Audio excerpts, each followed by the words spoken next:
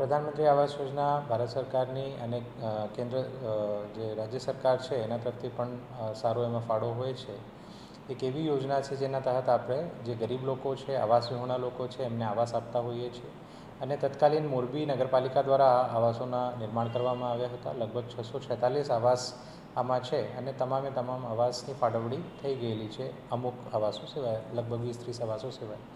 પરંતુ એમાં અત્યારે થોડા સમય પહેલાં જ જ્યારે કોર્પોરેશન બની ત્યારે અમારા ધ્યાન ઉપર આવ્યું કે ઘણા બધા આવાસો એવા છે જે આપ્યા હતા લોકોને રહેવા માટે અને આવાસ વિહોણા લોકો હતા, પરંતુ તેમના દ્વારા ભાડે આપી દેવામાં આવ્યા છે. તો એવા કેસમાં અમે તમામ લોકોને પહેલી નોટિસ, બીજી નોટિસ, ત્રીજી નોટિસ આપેલી છે અને એ લોકોને તક આપી છે કે ઈધર એ લોકો આ મકાન ખાલી કરી દે ઓર જે મૂળ માલિક છે એમને એ લોકો સુપ્રત કરી દે. તો જેટલા ઘરો અમે આઈડેન્ટિફાઈ કર્યા હતા એ પૈકી આજે 26ને સીલ કરવા માટે અમારી ટીમ ગયેલી હતી.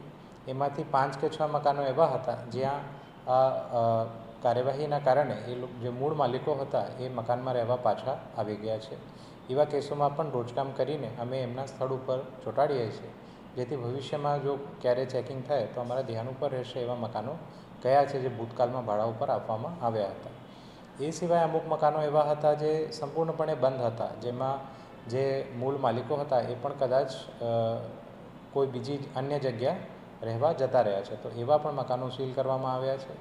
અને ત્રીજી કેટેગરી એવી છે જેમાં અન્ય લોકો ભાડા પર રહે છે, એમના વિરુદ્ધ પણ અમારી ટીમ અત્યારે હાલ કાર્યવાહી કરી રહી છે અને એ મકાનોને સીલ કરવાની કાર્યવાહી ચાલી રહી છે. એવા કેસમાં અમે એમના પાસેથી સોગંદનામું લઈશું કે એમના દ્વારા ત્યાં રહેઠાણ કરવામાં આવશે. તેમજ અમારી ટીમ દ્વારા હવે સતત ચેકિંગ છેલ્લા દોઢ મહિનાથી સતત ચેકિંગ ચાલી રહી છે. તો અમારી ચેકિંગ હવે સમયાંતરે થતી જ રહેશે. તો જો એ લોકો દ્વારા સોગંદનામું આપવામાં આવે કે અમે આ મકાનમાં ફરી પાછા રહેવા તૈયાર છે, તો અમે આ કબજો એ લોકોને આપી શકીએ, સીલ ખોલી શકીએ છીએ. પરંતુ આ સોગંદનામાનું જો ભંગ ભવિષ્યમાં ધ્યાને આવશે તો એમાં પોલીસ ફરિયાદથી લઈને બીજી જો પણ કાર્યવાહી કરવાની થશે એ અમારી ટીમ કરશે.